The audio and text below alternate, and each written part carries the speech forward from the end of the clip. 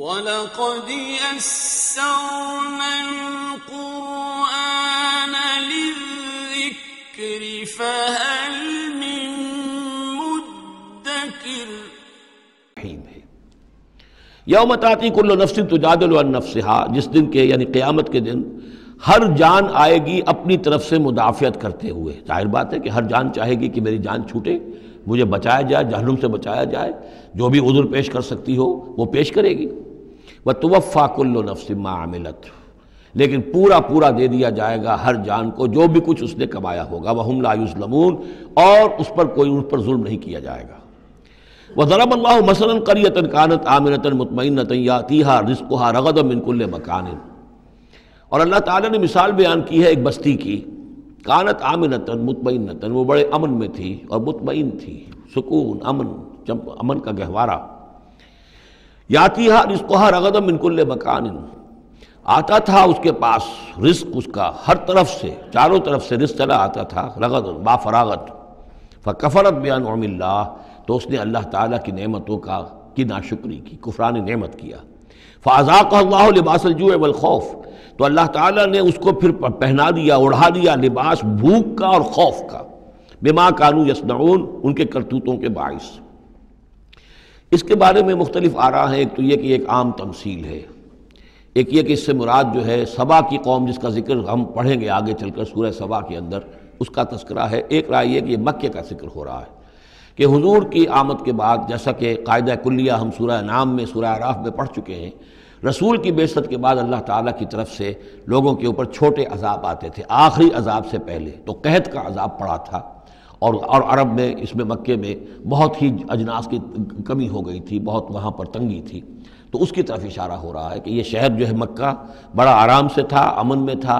امن کا تو گہوارہ ہے ہی ہمیشہ سے، مطمئن تھا، اور رزق چلا آتا تھا، ہر طرف سے لوگ آ رہے ہیں، قافلے آ رہے ہیں، حاجی آ رہے ہیں، عمرے کے لیے لوگ آ رہے ہیں، چیزیں لے کر آ رہے ہیں، جانور جو ہیں وہ قربان ہو رہے ہیں۔ ظاہر بات ہے وہ قربان ہونے والے جانوروں کا گوشت کہاں جاتا تھا؟ یہ اہل مکہ ہیں، یہ اس کو کھاتے تھے،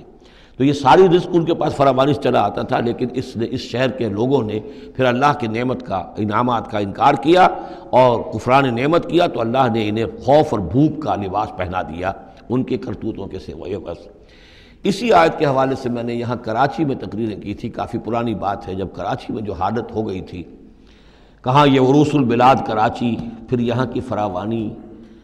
ہر طرح کا پورے پاکستان میں جو پھل بہترین ہوتا ہے وہ یہاں آپ کو ملتا ہے، یہاں سستی چیزیں ملتی ہیں، یہاں جابز ہیں، کام ہے، لیکن پھر یہ ایک زمانہ جو کراچی پر گزرا ہے، خدا نہ کرے پھر دوبارہ آ جائے، لیکن ایک دور تو ایسا آ گیا تھا کہ اذاقہ اللہ لباس الجوع والخوف، بھوک اور خوف، کاروبار ٹھپ، اور بد امنی، ڈاکے، کڈنیپنگز، قتل و غارت، وہ جو حال اس کراچی کا ہو گیا تھا اس کو ذرا یاد کیجئے، بالکل وہ نقشہ ہے یہ۔ ضرب اللہ مثلا قریۃ کانت آمنۃ مطمئنۃ یاتیہا رزقہا رغدا من کل مکان فکفرت بانعم اللہ فاذاقہا اللہ لباس الجوع والخوف بما کانوا یصنعون۔ تو یہ ایک عام تمثیل بھی ہو سکتی ہے، جیسے کہ کراچی کی اس وقت کی صورتحال پر منطبق ہو گئی، لیکن یہ کہ تفسیر کے حوالے سے اور جسے تعویل خاص ہم کہتے ہیں، اس میں یہ یقیناً اشارہ ہے مکے ہی کی طرف۔ وَلَقَدْ جَاءَهُمْ رَسُولٌ مِّنْهُمْ فَكَذَّبُوهُ، ان کے پاس ان کے رسول آئے، انہوں نے جھٹلا دیا ان کو، فَأَخَذَهُمُ الْعَذَابُ وَهُمْ ظَالِمُونَ، تو عذاب نے انہیں آ پکڑا اور وہ ظالم تھے، گناہگار تھے۔ فَكُلُوا مِمَّا رَزَقَكُمُ اللَّهُ حَلَالًا طَيِّبًا، تو اے مسلمانوں کھایا کرو جو بھی اللہ نے تمہیں رزق دیا ہے، اس میں سے جو حلال ہے اور جو پاک ہے کھایا کرو۔ وَاشْكُرُوا نعمت اللہ، پھر نعمت کے لفظ کو نوٹ کیجئے، یہ جو نعمت کے ذریعے سے، اللہ کی نعمتوں کے حوالے سے یہ صورت جو ہے ان کا تذکرہ، مختلف انواع و اقسام کی نعمتیں، مختلف جو دائرے ہیں زندگی کے، ان کے حوالے سے۔ وَاشْكُرُوا نعمت اللہ ان کنتم ایاہ تعبدون، اور اللہ کی نعمت کا شکر کرو اگر تم واقعتاً اسی کی بندگی کرتے ہو۔ انما حرم علیکم المیتۃ والدم ولحم الخنزیر وما اہل لغیر اللہ بہ، اللہ تعالیٰ نے حرام تو تم پر کیا ہے کھانا مردار کا اور خون کا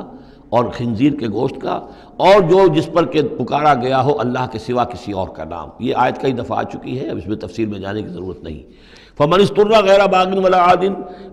کوئی شخص اضطرار میں ہو، جان پر بن گیا ہو، بھوک سے اور مر رہا ہو، تو اگر وہ نہ تو اس کی طلب اس کے اندر ہو نہ جو کم سے کم چیز جتنی کہ کھانے سے جان بچائی جا سکتی ہے اس سے وہ اضافی اور اس سے آگے بڑھے۔ فإن اللہ غفور الرحیم، تو اللہ اس کے حق میں غفور الرحیم ہے۔ ولا تقولوا لما تصف السنتكم الكذب هذا حلال وهذا حرام، اور دیکھو اپنی زبانوں میں جیسے منہ میں آئے نہ بک دیا کرو کہ یہ حلال ہے یہ حرام ہے، یہ تو اللہ کا فیصلہ ہوتا ہے۔ تم جو اپنی منہ سے کہہ دیتے ہو، اپنی زبانوں سے جو چاہ کہہ دیا، تو یہ بغیر دلیل کے بغیر سند کے نہیں۔ اللہ تعالی یہ حلت اور حرمت، تحلیل اور تحریم، یہ اللہ کا اختیار ہے۔ ولا تقولوا لمن تصف السنتكم الكذب، یہ جھوٹ جو اپنی زبان سے نکال دیتے ہو، هذا حلال وهذا حرام، یہ حلال ہے اور یہ حرام ہے، لتفتروا علی اللہ الکذب، تاکہ تم اللہ کی طرف جھوٹ منسوب کرو۔ ان الذین یفترون علی اللہ الکذب لا یفلحون، یقیناً جو لوگ اللہ تعالیٰ کی طرف جھوٹ منسوب کریں گے وہ فلاح نہیں پائیں گے۔ متاع قلیل، یہ سب برتنے کا سامان ہے، دنیاوی ضروریات ہے، تھوڑی سی دیر کے لیے فائدہ اٹھا لو، وَلَهُمْ عَذَابٌ علیم، پھر ان کے لیے دردناک عذاب ہے۔ وَعَلَى الَّذِينَ هَادُوا حَرَّمْنَا مَا قَصَصْنَا عَلَيْكَ مِن قَبْلُ، اور یہودیوں پر ہم نے بعض چیزیں حرام کر دی تھیں جن کی کہ تفصیل ہم پہلے آپ کو بتا چکے ہیں، یہ آ چکا ہے اس سے پہلے، کہ ان کے لیے ایک تو یہ کہ حضرت یعقوب نے چونکہ اونٹ کا گوشت اپنے اوپر خود حرام کر لیا تھا تو وہ معاملہ چلتا رہا۔ اس کے علاوہ بھی یہ ہے کہ جو چربی ان پر حرام کی گئی تھی مختلف چیزوں حیوانات کی۔ وَعَلَى الَّذِينَ هَادُوا حَرَّمْنَا مَا قَصَصْنَا عَلَيْكَ مِن قَبْلُ وَمَا ظَلَمْنَاهُمْ، اور ہم نے ان پر کوئی ظلم نہیں کیا، اور ہم نے ان پر کوئی ظلم نہیں کیا، وَلَٰكِن كَانُوا أَنفُسَهُمْ يَظْلِمُونَ، بلکہ یہ ظلم انہوں نے خود اپنے اوپر ڈھائے۔